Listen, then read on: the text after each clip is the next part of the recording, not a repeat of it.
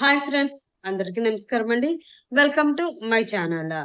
అద్దె భార్య ఈ పార్ట్ చూసే ముందుగా ప్రీవియస్ పార్ట్స్ ఎవరన్నా మిస్ చేసి ఉంటే ముందు అవి చూడండి ఫ్రెండ్స్. అలాగే ఫస్ట్ టైం నా ఛానల్ చూస్తున్న వాళ్ళు ప్లీజ్ లైక్ చేసి, షేర్ చేసి, సబ్స్క్రైబ్ చేసుకుని మీ సపోర్ట్ నాకు అందించండి. ఇంకా ఏమాత్రం లేట్ చేయకుండా ఈ రోజు ఎపిసోడ్లోకి వెళ్ళిపోదాం. అసలు ఆ రోజు వస్తుందంటావా అని రేఖ అంటూ ఉండగా ఆ ఇంటి కాలింగ్ బెల్ మోగింది. అది విని అదుగో సత్యం. ఈ అనుమానం నాకే కాదు, పంచభూతాలకి కూడా ఉన్నట్లుంది.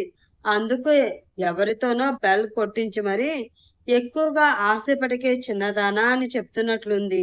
వెళ్ళి అది ఎవరో ఏంటో చూడు అంది రేఖ. దానితో దీనికి ఈ మధ్యన బాగా అనుమానం ఎక్కువైపోయింది అని తల కొట్టుకుంటూ డోర్ తీయడానికి వెళుతూ ఉంది తనూజ. అది చూసి అబ్బా, ఎందుకక్క అంత సిగ్గుపడుతున్నావు? బావ అప్పుడే వచ్చి ఉండడులే.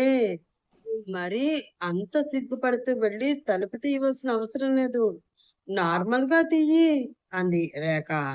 నోరు ముయ్యవే, నీకు ఈ మధ్య జోకులు బాగా ఎక్కువైపోయాయి అని అంటూ డోర్ తీసిన తనుజకి అక్కడ ఉన్న ధీరజ్ కనిపించడంతో అతన్ని చూసి చిన్నగా నవ్వుతూ పక్కకి తప్పుకుంది ఆమె. ఆమె వైపు అసహనంగా ఒకసారి చూసి దాత్రి అంటూ పిలిచాడు ధీరజ్. ఆ పేరు వినగానే షాక్ అయిన తనుజ అతని వైపు చూసింది. అతను వారగా వెనక్కి చూస్తూ ఉండగా అతని చూపులు ఫాలో అవుతున్న తనుజ చూపులు అప్పుడే లోపలికి వస్తూ ఉన్న ఒక అమ్మాయి మీద పడింది. ఆమెను చూసి వెంటనే గుర్తుపట్టిన తనుజ అమ్మ ధాత్రి అంటూ పరుగున వెళ్ళి ఆమెను ఒక్కసారిగా హత్తుకుంది. ఆమె కళ్ళ నుండి కన్నీళ్లు కారిపోతూ ఉన్నాయి.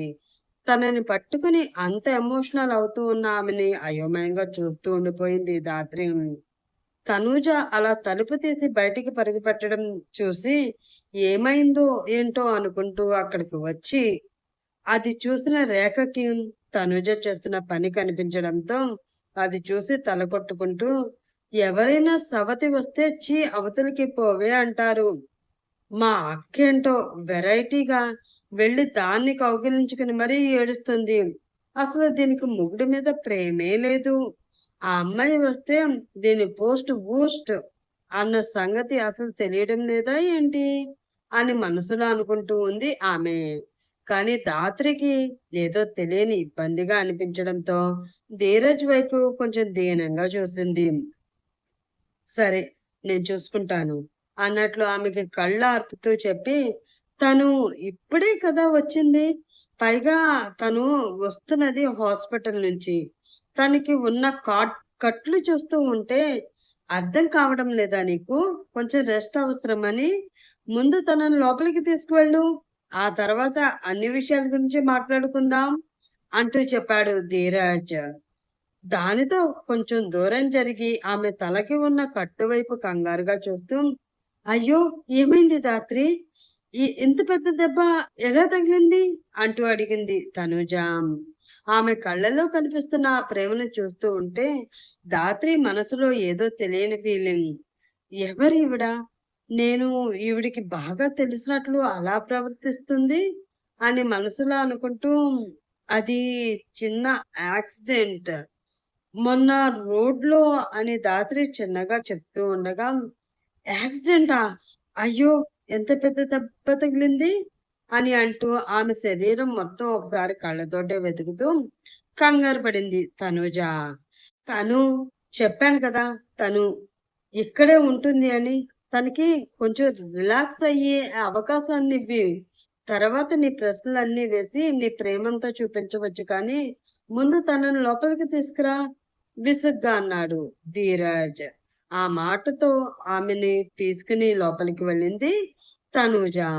ఆమెకి రెస్ట్ తీసుకోమని గది చూపించింది ఆమె. రెస్టారెంట్ లో ఎదురెదురుగా కూర్చుని ఉన్నారు సహస్ర, ఇంకా పెళ్లి చూపులు చూడడానికి వచ్చిన మరో వ్యక్తి. ఇష్టం లేకుండా పెళ్లి చూపులకి రావడంతో అసలు ఈ మనిషి మొహం ఆ మనిషి మొహం చూడాలంటేనే చాలా చిరాగ్గా అనిపిస్తుంది సహస్రకి. ఏం చేస్తుంటారు మీరు అడిగాడు ఆ వ్యక్తి. ఏమి చేయను, ఖాళీగానే ఇంట్లో కూర్చుంటాను చెప్పింది సహస్ర. కానీ మీరేదో కంపెనీలో వర్క్ చేస్తున్నారు అని చెప్పారు అని అడిగాడు అతను. చేస్తున్నాను కాదు, చేసేదాన్ని అంది ఆమె. చేసేదాన్ని అంటే ఇప్పుడు చేయడం లేదా అని అడిగాడు అతను. లేదు, మానేశాను అంది ఆమె.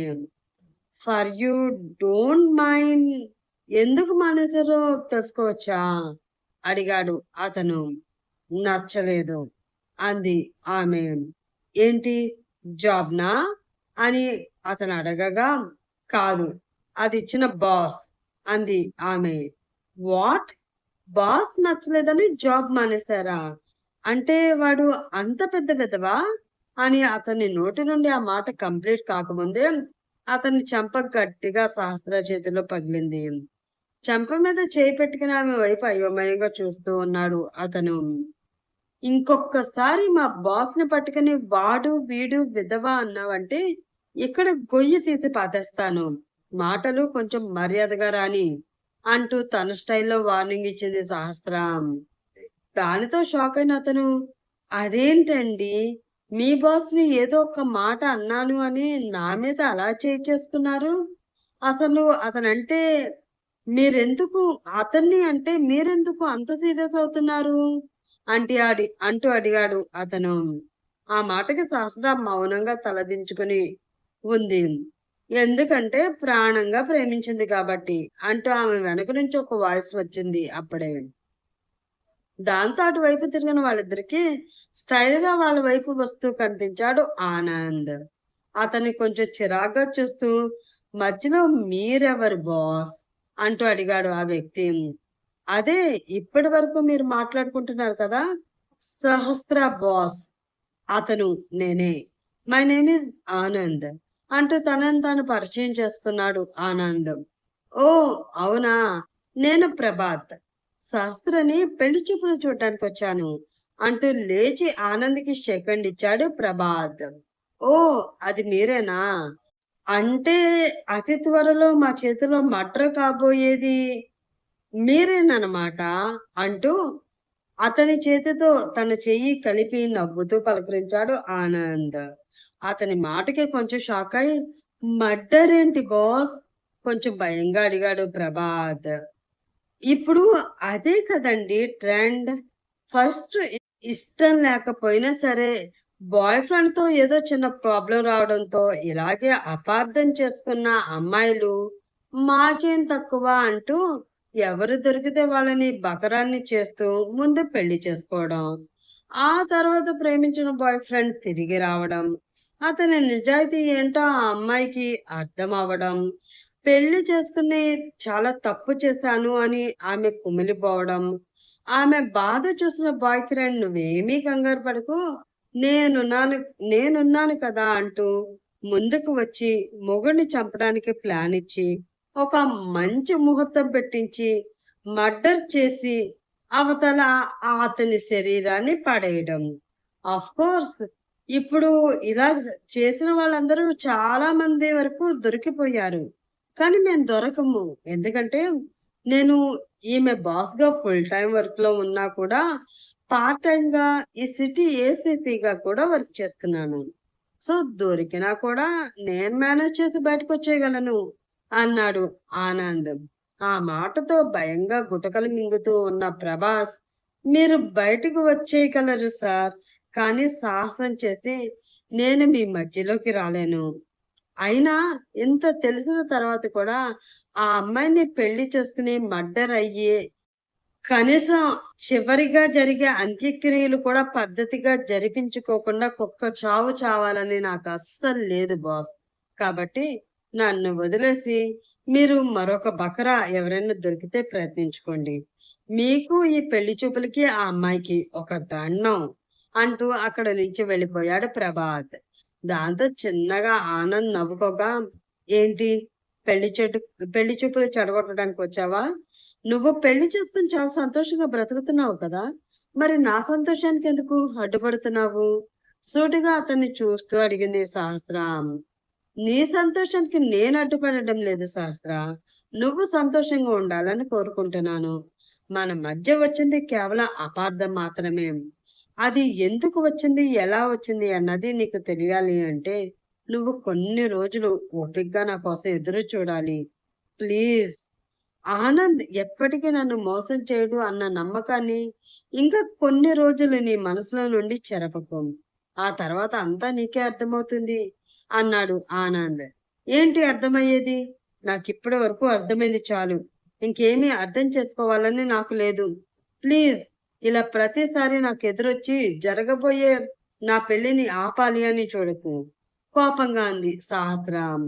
చిన్నగా నవ్వుతూ, ఇష్టం లేని పెళ్లి ఆపితే ఎవరైనా హ్యాపీగా ఫీల్ అవుతారు. నువ్వేంటో మనసులో హ్యాపీగానే ఉన్నా పైకి మాత్రం కోపం చూపిస్తున్నావు. అంటే నీ మనసులో ఉన్న నిజమైన ఫీలింగ్ ఏంటో నాకు తెలియదు అనుకుంటున్నావా ఏంటి? అడిగాడు ఆనంద్. ఏంటేంటేంటి? నువ్వు ఈ పెళ్లి చూపులు చెడగొట్టడం వలన నేను హ్యాపీగా ఉన్నాను అంటున్నావా? ఏంటి? పట్టపగలే కలలు కంటున్నావా? నేను ఇష్టపూర్వకంగా వచ్చిన ఈ పెళ్లి చూపులు చెడగొడితే నేనెందుకు హ్యాపీగా ఉంటాను? కోపంగా ప్రశ్నించింది సహస్ర. ఆ మాటతో అసహనంగా ఫీల్ అవుతూ ఆమె నడుం చుట్టూ చెయ్యి వేసి ఆమెని తన దగ్గరికంటా లాక్కుని ఆమె కళ్ళలోకి సూటిగా చూస్తూ, అబద్ధం చెప్పకు. నీకు పెళ్లి చూపులంటే ఇష్టం లేదు. వాడిని వాటిని ఎలా చెడగొట్టాలో అని చాలా ఆలోచించినట్టున్నావు కదా పాపం. అందుకే నేను చెడగొడుతూ ఉంటే పెదవి విప్పి ఒక్క మాట కూడా మాట్లాడకుండా అలా చూస్తూ ఉన్నావే తప్ప, లేదు ఇతను చెప్పేదంతా అబద్ధం, నేనలా చెయ్యను అంటూ నిన్ను నువ్వు సపోర్ట్ చేసుకుని ఆ వ్యక్తితో మాట్లాడాలని ప్రయత్నించలేదు. సో, ఇక్కడే అర్థమవుతుంది కదా! నీకీ పెళ్లి చూపులంటే ఇష్టం లేదు అని.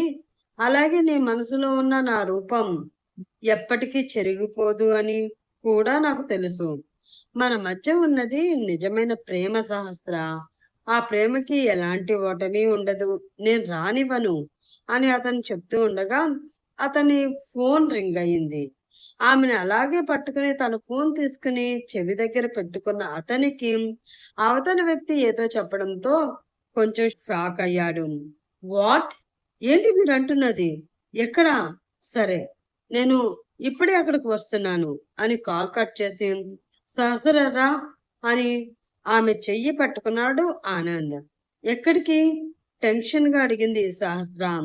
రా చెప్తాను, చాలా అర్జెంట్ అంటూ ఆమెను అక్కడి నుంచి తీసుకుని వెళ్ళిపోతూ ఉన్నాడు ఆనంద్. ధీరజ్ తనూజ గదిలోకి వచ్చేసరికి ఆమె తన లగేజ్ సర్దుకుంటూ ఉంది. అది చూసి కొంచెం షాక్ అయిన అతను, ఏంటి లగేజ్ సర్దుతున్నావు? ఎక్కడికైనా వెళ్తున్నావా? అంటూ అడిగాడు. అవును. నేను వెళ్ళిపోవలసిన సమయం వచ్చింది కదా! అందుకని వెళ్ళిపోతున్నా అంది తనూజ. ఎక్కడికి? అడిగాడు ధీరజ్. తెలీదు. కానీ ఇక్కడ మాత్రం ఉండాలి అనుకోవడం లేదు అంది తనూజ. ఎందుకుండవు? అడిగాడు అతను. ఎందుకంటే మీకు తెలీదా? అడిగింది ఆమె. తెలియకే కదా అడుగుతున్నాను అసహనంగా అన్నాడు ధీరజ్. తెలియకపోవడానికి ఇందులో ఏముంది? మీరు ఏ పర్పస్ కోసమైతే నన్నిక్కడికి తీసుకువచ్చారో, ఆ పర్పస్ పూర్తయింది కదా! గాయత్రి మీ ఇంటికొచ్చేసింది. ఇందులో ట్విస్ట్ ఏంటంటే, మా ఇద్దరి మధ్య ఉన్న బంధాన్ని అడ్డుపెట్టుకుని, నన్ను మీ దగ్గర బందీగా చేసుకుని, తనని బెదిరించి మీ దగ్గరికి తెచ్చుకోవాలి అనుకున్నారు.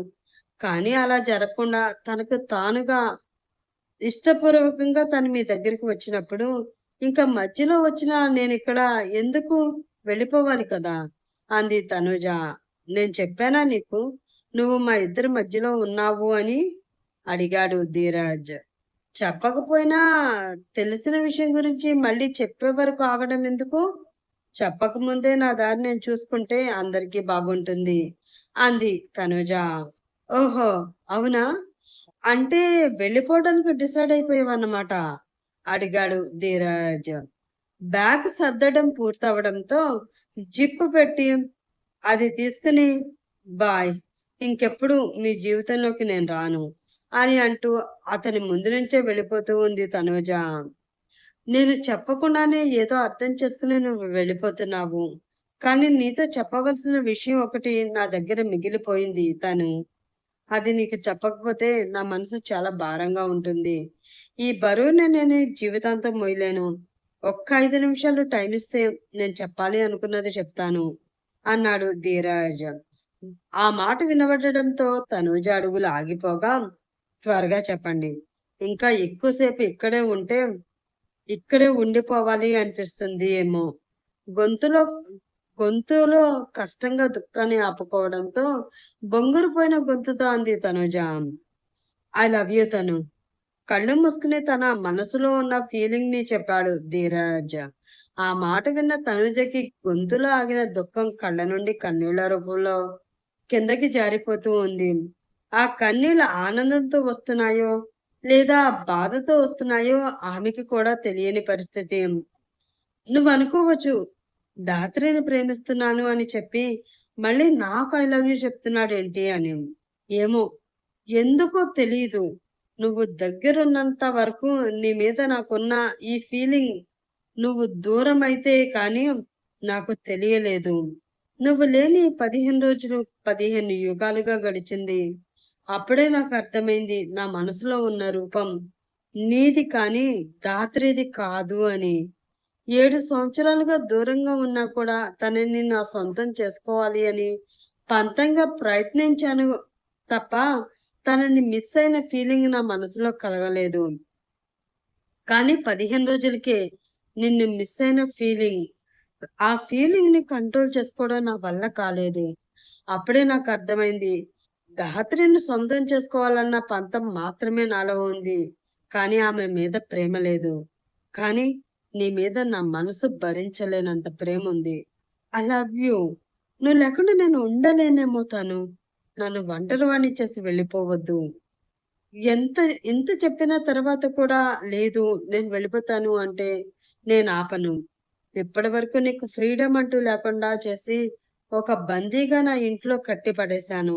ఇంకా అలా చేయాలని నేను అనుకోవడం లేదు. ఇకపై ఏదైనా నీ జీవితం నీ ఇష్టం అని ధీరజ్ అంటూ ఉండగా వెనక నుంచి వచ్చి గట్టిగా అతని హత్తుకుంది Tanuja. I love you Dheeraj. I love you so much. నువ్వు లేకుండా నేను అసలు బ్రతకలేను అంటూ కన్నీళ్లు పెట్టుకుంటూ ఉన్న ఆమె చెయ్యి పట్టుకుని ఆమెని తన ముందుకు తీసుకుని ఆమెని గట్టిగా హత్తుకుని తన గుండెల్లో దాచేసుకున్నాడు ధీరజ్. గది బయట నుండి ఆ దృశ్యం చూసిన ధాత్రి చిన్నగా నవ్వుకుంది. ఇప్పటికైనా నీలో మార్పు వచ్చి నీ భార్యను అర్థం చేసుకున్నావు ధీరు. చాలా సంతోషంగా ఉంది. కనీసం నా అక్క జీవితమైనా నాలా కాకుండా నీతో సంతోషంగా ఉంటే నాకు అదే చాలు అని ఆమె మనసులో అనుకుంటూ ఉండగా ఆమె కళ్ళ ముందు ఆకాశ్ రూపం కదులుతూ ఉంది. అతను తన వెనక పరుగు పెట్టడం, అలా పిచ్చివాడలా తన కోసం వెతకడం ఆమె మనసు ఆమె మనసులో మెదులుతూ ఉండడంతో ఆమె కళ్ళలో నుండి కన్నీళ్లు పొంగిపోతూ ఉన్నాయి. నేను ఆకాష్ గారికి అసలు దూరంగా ఉండగలనా అని ఆమె మనసులో అనుకుంటూ ఉండగా బ్రేకింగ్ న్యూస్ అంటూ కింద రేఖ పెట్టిన టీవీ సౌండ్ పెద్దగా వినిపిస్తుంది. దాంతో అటువైపు చూసిన ధాత్రికి సిటీ అవుట్స్కట్స్ లో గుర్తు తెలియని శవాలు బాగా కాలిపోవడంతో అవి ఎవరి శవాలు అన్నది తెలుసుకోవడం కష్టంగా ఉంది.